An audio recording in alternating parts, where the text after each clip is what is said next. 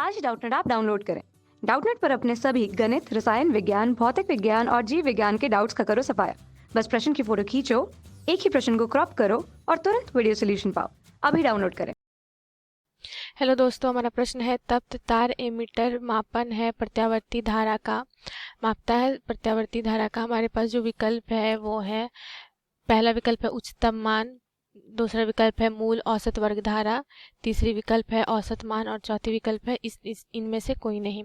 तो दोस्तों ये हम लोग पहले जानते हैं कि तप्त तार एमीटर में क्या होता है, कि तप्त तार एमीटर में क्या होता है, विद्युत का उसमें प्रभाव होता है। तो क्या होता है इससे कि जैसे जैसे तार की लंबाई बढ़ती है, तार की लंबाई जो होगी वो क्या होती है, सीधा समानुपाती होती है धारा यानी आई के स्क्वायर के, यानी वर्ग के। तो यहाँ पे क्या होती है कि इस तरह से होती है, और जैसे जैसे ये ऊष्मा बढ़ेगी उसके भी सीधा समानुपाती होती है ये इसकी तार की लंबाई।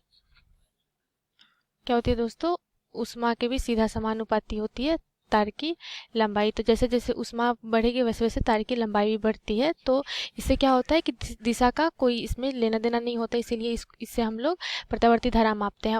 अब बोला जा रहा है दोस्तों प्रश्नों में कि इससे हम लोग कौन से मान का हम लोग मापन करते हैं।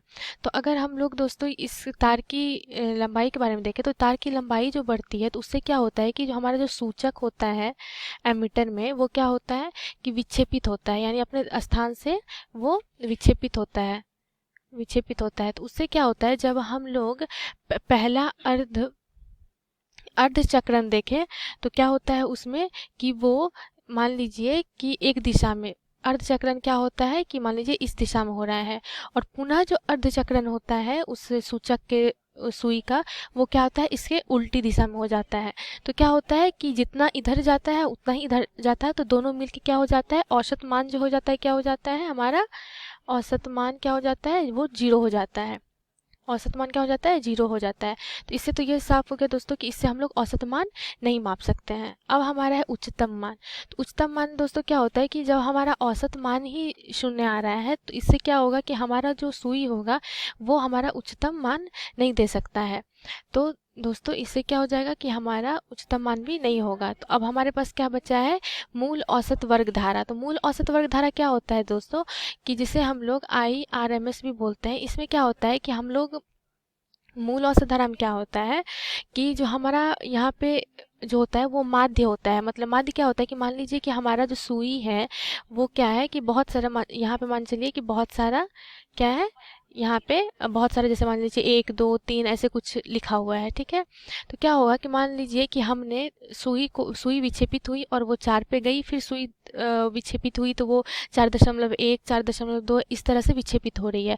तो उन सब का माध्य निकाल के हम लोग और उसका वर्ग कर देते हैं, तो उससे हमारा क्या हो जाता है कि मूल औसत वर्ग धारा का मान हम लोग उससे निकाल सकते हैं।